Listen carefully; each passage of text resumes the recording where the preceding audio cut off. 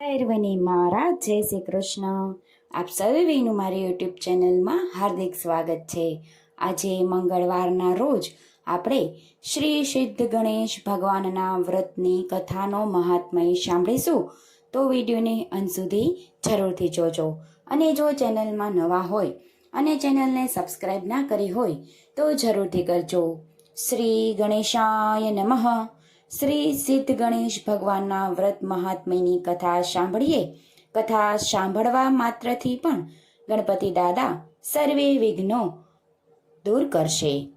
એક સમયની વાત છે. ભગવાન વેદ વ્યાસજીએ બ્રહ્માજીને પૂછ્યું, હે તાત, ભગવાન શ્રી સિદ્ધ ગણેશનું વ્રત કરવાથી શું થાય છે તથા પૃથ્વી ઉપર કયા ભાગ્યશાળીએ આ વ્રત કર્યું તે મને કૃપા કરી અને કહો. ત્યારે બ્રહ્માજીએ વેદ વ્યાસજીને આ વાત કહી. હે પ્રિય વ્યાસજી, પૃથ્વી ઉપર ઘણા મનુષ્યોએ આ વ્રત કર્યું અને તેનાથી લાભવંતિત થયા છે. એમાંથી સૂરબાહુ ક્ષત્રિયની કથા તમને કહું છું, તે તમે ધ્યાનથી સાંભળો. પૂર્વે ગોંડ દેશમાં પિંપલપુર નામે એક નગર હતું. ત્યાં સૂરબાહુ નામે એક જ્ઞાની, પવિત્ર પણ ગરીબ ક્ષત્રિય રહેતો હતો. પોતાના કુટુંબના પાલન માટે તે ઘણો પરિશ્રમ કરતો, છતાં તેને પૂરું થતું નહીં. કાયમની આવી અવસ્થાને લઈ અને તેની પત્ની સુભદ્રા સૂરબાહુની ઘણી નિંદા અને તિરસ્કાર કર્યા કરતી. પત્નીની કઠોર વાણીથી બહુ જ આવતા તેમને રાત્રે ઘરમાં કોઈને કહ્યા વગર જ ગૃહ ત્યાગ કર્યો. આમ તેમ ભટકતા તે નિર્બળ અને હિંસક પ્રાણીઓથી ભરપૂર વનમાં પહોંચ્યો. સૂરબાહુ ભૂખ્યા તરસ્યા થાકેલા અને હતાશ થઈ અને વનમાં ભટકવા લાગ્યો. છેવટે ભવ્ય હૃદય વનમાં આવેલા એક સરોવરના તીરે ગયો. સરોવરના પાણીથી પોતાની તરસ છુપાવી ત્યાં સરોવર કિનારે સરસ મજાનું વડલાનું ઝાડ હતું. વડ નીચે જઈ અને વડના થળીએ માથું ટેકવી પોતાની કરુણ અસહ્ય હાલત પર વિચારમાં ગરકાર થઈ ગયો હતો. વિચારમાં ને વિચારમાં તે ક્યાંક નિંદ્રાધીન થઈ અને તેને ખ્યાલ ન રહ્યો એમ નિંદ્રામાં ઘણો સમય વીતી ગયો. ચંદ્રાવસ્થામાં તેમનું લાગ્યું કે તેના શરીર પર કંઈક ફરી રહ્યું છે, કશુંક સ્પર્શી રહ્યું છે.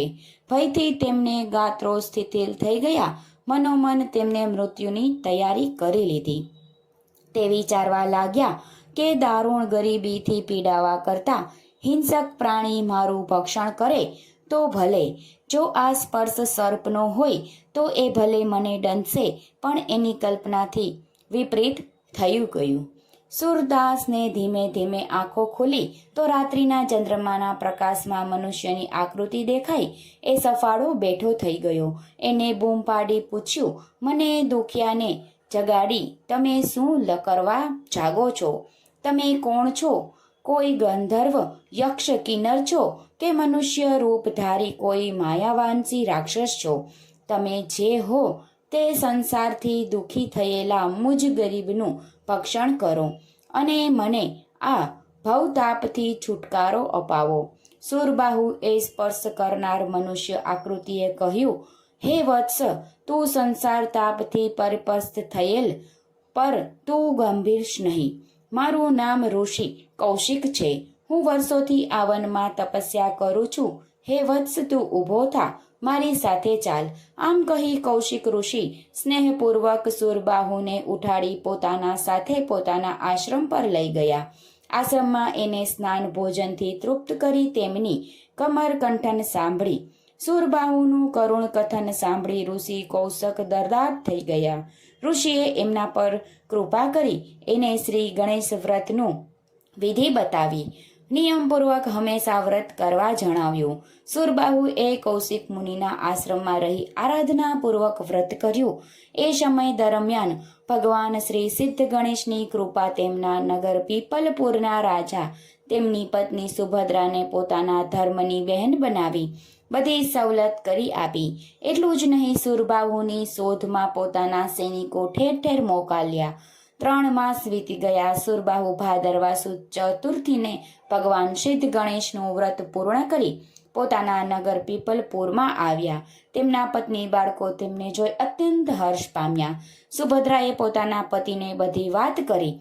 એ સાંભળી આનંદ પામી સુરબાહુએ કહ્યું, આ બધી જ ભગવાન શ્રી સિદ્ધ ગણેશની કૃપા છે. હે સુભદ્રા, તું પણ આ વ્રત નિયમપૂર્વક કર.